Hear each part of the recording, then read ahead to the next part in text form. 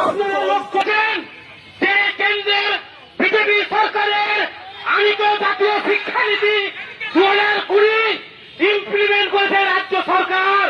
এই রাজ্য সরকার বিজেপির কাছে চ্যাম্পিয়ন ছাড়ার লক্ষ্যে তারা 11-12 সেমিস্টার পড়া নিয়ে এসছে। এখানে রাজ্য সরকারের পুলিশ ব্যাপকভাবে ছাত্রদের আটকে আপনাদের ঘরে ছেলে মেয়ে পরীক্ষা দিয়েছে। যে ছেলে মেয়েগুলো পরীক্ষার 2 মাস আগে বইপত্র পেয়েছে তারা কি পড়াশোনা করেছে নিশ্চয়ই আপনাদের ঘরের সন্তানকে জিজ্ঞেস করবেন। আসলে বন্ধুগণ, এই সরকার কি করছে?